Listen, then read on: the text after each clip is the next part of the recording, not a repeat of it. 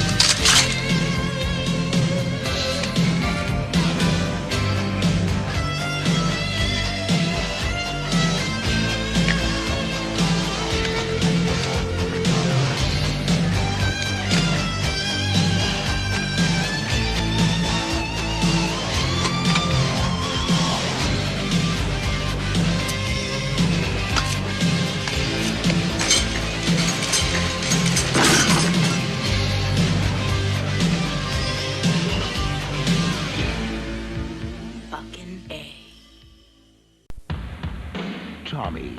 I gotta fight. Lincoln. This is my ticket. Two fighters. Get him. From different worlds. You're mine. You fight against who I say. From opposite sides. I want us to kill each other. Their friendship broke the rules. I ain't gonna fight you. Their courage beat the odds. You don't say no to me, boy. No. Their triumph rocked their world. Gladiator. Rated R. Starts Friday at a theater near you.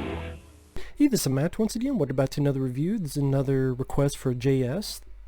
He got one of the bigger tiers on Patreon, so he's done quite a few reviews. Thank you for that. And one of the films he wanted me to talk about was Gladiator from 1992. Now, if you're ever interested in requesting pretty much any type of video, you request it either directly send it to my PayPal or join me on my Patreon. Both things are down below in the info box. But this is a film I had heard of, never got around to seeing it. It was for free on Tubi TV, which is a great site if you want to watch movies. You find a lot of movies on there for free. And I don't know why I never got around to seeing this. I don't know why. But it was really good, to the point I would say is one of the better movies about boxing. I mean, my favorites don't be Rowdy films, but this is up there. I mean, this was directed by Rowdy Herrington, who did Roadhouse and Striking Distance, and I believe this is the film he did in between those two. It stars James Marshall, who I remember from this film called Down, aka The Shaft, which was a remake of this film called The Lift. And to be the remake was better than the original, but Down, aka The Shaft, James Marshall was the star of that. And before that, he did this, where he and his father, played by John Hurd, may he rest in peace, they moved into this new neighborhood. John Hurd is down a new job, so he's going to be away for a while. So James Marshall's going to be by himself for a month or so. There's these debt collectors for gambling that the father owes. So one thing leads to another, and it leads to James Marshall being part of this illegal underground boxing opportunity, where you have Brian Dennehy, sadly another guy we lost, who and Robert Loggia, they kind of get James Marshall into this. I don't know, I liked the way I thought Rowdy Herrington did a really good job directing it. James Marshall was natural in his performance. Cuba Gooding Jr.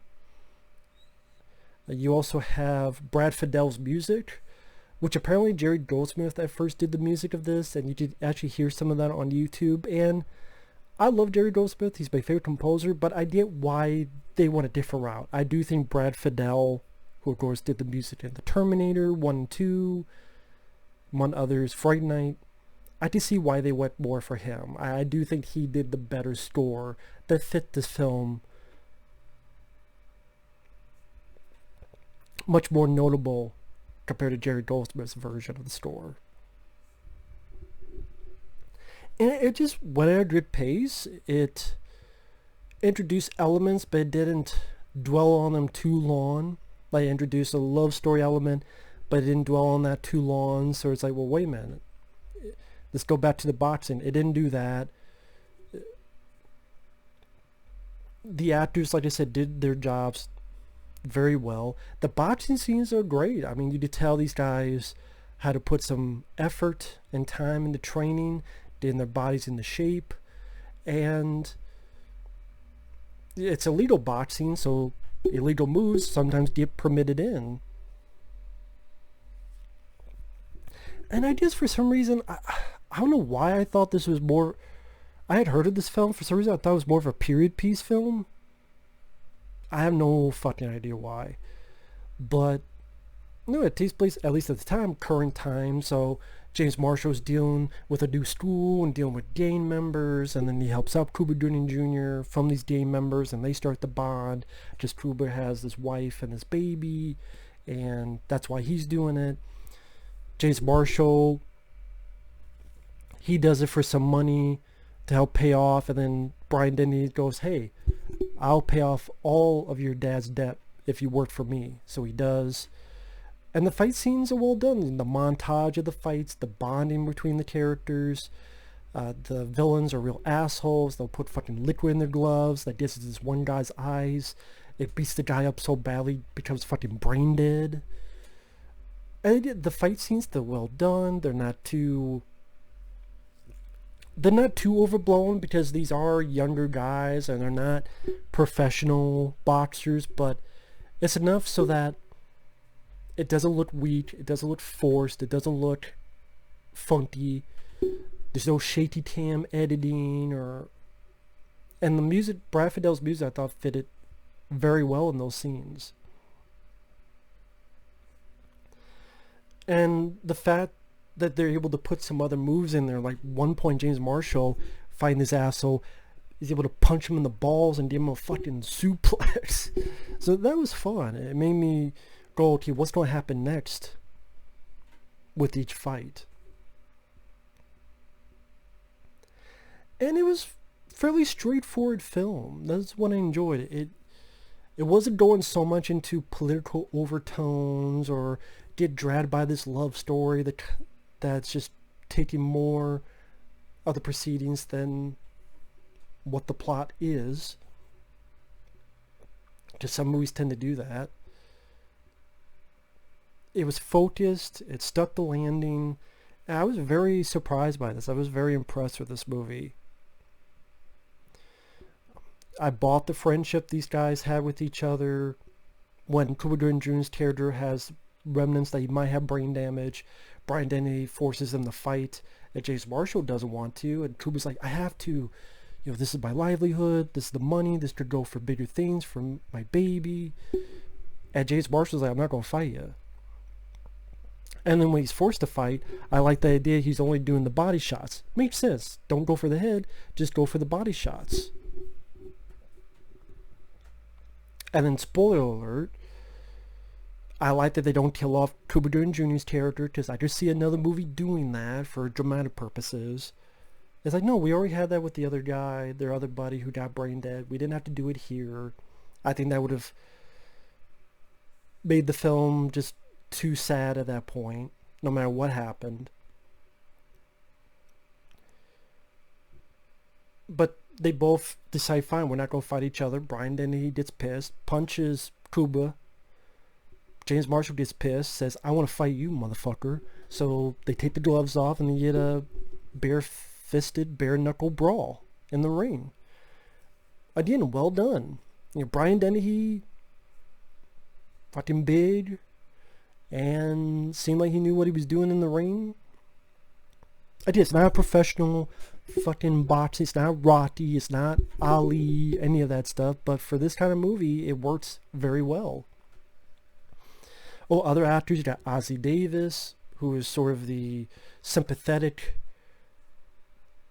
trainer, or he's the guy who's sympathetic in James Marshall's corner during these matches. I love the way the fight went. I mean, spoilers.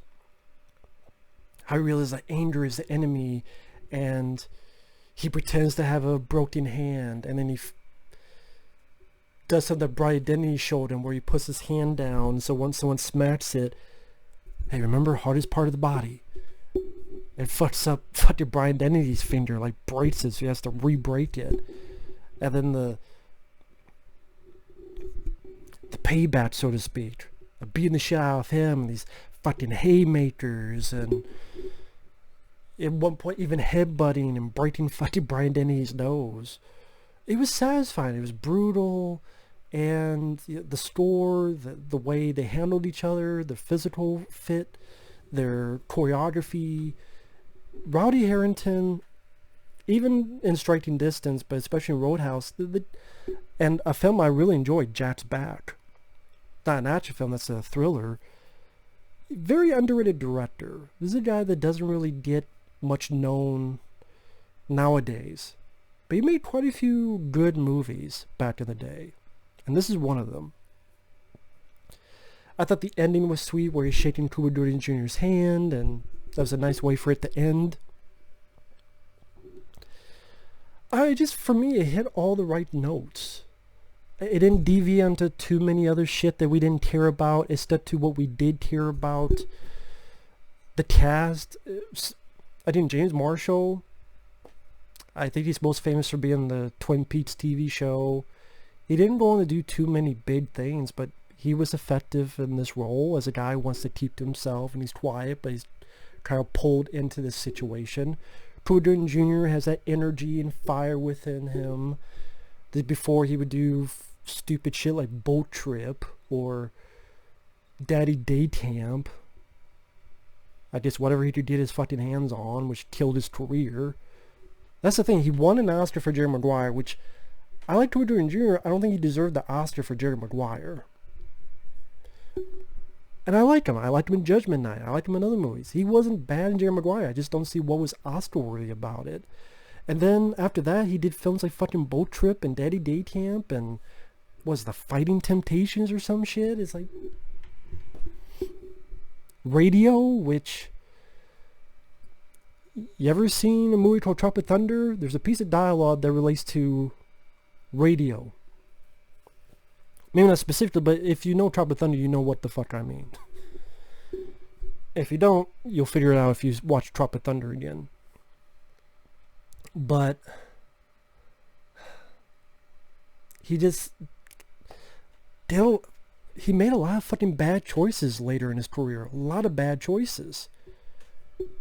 I mean, he did As Good as It Gets, which was a good choice in a smaller role. But after that, that was what? As Good as It Gets was what, 97? After that, he just...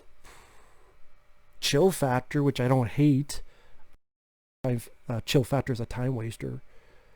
But I'm talking about Cuba Gooding Jr. because I do think he's a talented actor. He just did a lot of bad choices. He made a lot of bad choices. Brian Dennehy, always been a solid actor. It's sad that we lost him, of course. I know him most from as Teasel in First Blood. But he's been in so much stuff. Always a good actor. Robert Loggia and Ozzie Davis. It was sad watching it because a lot of these guys are gone. Really sad. And this, I mentioned Brian Dennehy. I mentioned John Hurd, Ozzie Davis. But they were really good accomplished actors. Even though like John Hurd, he's not in the film much, but the little bit that he's there, he does a good job. I'm kind of surprised he didn't come back. I was surprised they didn't do the whole thing where he comes back and finds out his son's doing this, and then you shouldn't be doing this, son, but then he's there trying to root for his son. I'm surprised they didn't go that route. Part of me wonders if I wanted that to happen or not. I mean, on one hand, I like the way it is, but on the other hand, I'm like, well, it's kind of weird that the father completely disappears from the film. This is John Hurd. I mean, well, this is a guy that had just been in Home Alone and such. So, to me, an accomplished actor, it's weird that he was in a role so small. Maybe that's just me. But yeah, if you want to watch a boxing film and you watch the Rocky films 200 times like I have, again, this deals with more elite boxing, but good fights, good choreography, solid cast, goes at a fast pace, doesn't deviate into too many useless subplots. Nice brutal, at the end bare knuckle. The others, these little gloves that might as well be fucking bare knuckle. Very competent direction by Rowdy Herrington, and a solid score by Brad Fiedel. Maybe not up to par to say, of course, The Terminator or Fright Night with his scores, but pretty decent score. I did enjoy it. And the songs were there. I mean, the songs were not my favorite, but they weren't bad either. They weren't up to like Rocky IV standards of a soundtrack, but decent songs. And then when it got to the ending, made me feel good, made me smile, and it's like, wow, this was a nice surprise. This is a nice surprise gem of a movie that if you haven't seen, I highly recommend it. You can find it for free on Tubi TV. I think a lot of you will get a kick out of it. If not, no worries, but I think a lot of people would like this film. I like this more than Russell Crowe's Gladiator. I said it, I'm not a fan of Russell Crowe's Gladiator. Has nothing to do with this other than the title, but I just rather say it because someone's going to mention Gladiator. I don't like that film. I think that's overrated. I like this film a lot more. I'll say that. That's just my opinion. With that said, thanks for watching. We'll see you guys later. Bye-bye.